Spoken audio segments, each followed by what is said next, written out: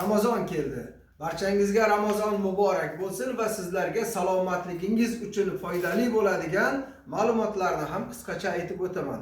Misol uchun Ramazon oyida siz saharlikdan to iftorlikkacha bo'ladigan vaqtda qorningiz och bo'lishini bilasiz, ammo iftorlikdan saharlikkacha bo'ladigan vaqtda ham qorningiz och bo'lishligini bilasizmi? Siz shunday qilingki, qorningiz och bo'lib, juda ham intiq bo'lib iftorlikka yeting va juda ham intiq bo'lib saharlikka yeting. Shunda haqiqiy roza tutayotgandek bo'lasiz va o'sha natija ko'zlangan maqsadga muvofiq bo'ladi.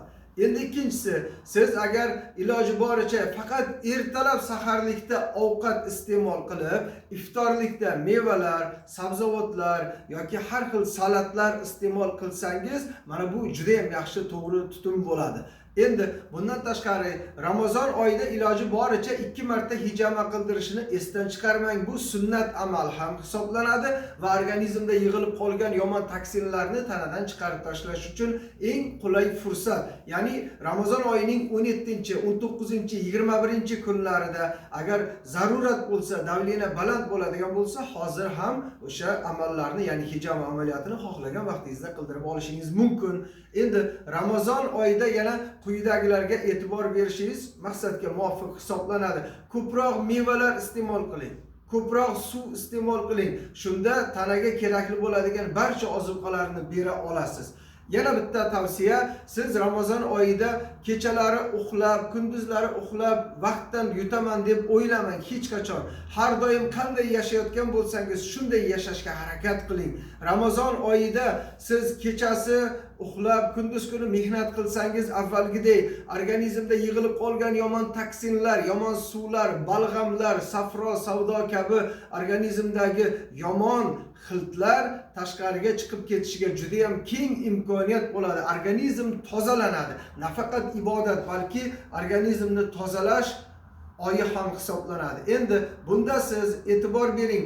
Agar siz iftorlikda ovqat yeb, taravih namozidan kelib, ya'ni soat 10-11larda yana ovqat iste'mol qilsangiz, saharlikka borib yana ovqat iste'mol qilsangiz, bunda nimaga o'xshaydi bilasizmi? Kunduz kungi uchlikni kechasiga aylantirib qo'yganga o'xshaydi. Kunduz kuni siz ertalabda, peshinda, kechga ovqat iste'mol qilasiz. Bir kunda 3 mahal bo'ladi. Endi o'shani kechasilikka almashtirib qo'yasiz. Bunda hech qanday Ramazondan foyda topa olmaysiz. Eng yaxshi bitta uslub, agar siz hozir taroziga chiqib qo'ysangiz va oyning oxirida taroziga yana chiqib ko'rsangiz, hech bo'lmaganda 5 kilo vazn tashlasangiz, ya'ni oza olsangiz, mana shu Ramazon oyida ko'zlangan maqsadlardan bittasi hisoblanadi. Ba'zilar aytadiki, Ramazon ro'zasini biz niyat qildikki, o'sha ibodat qilishga, ozish uchun emas deydi.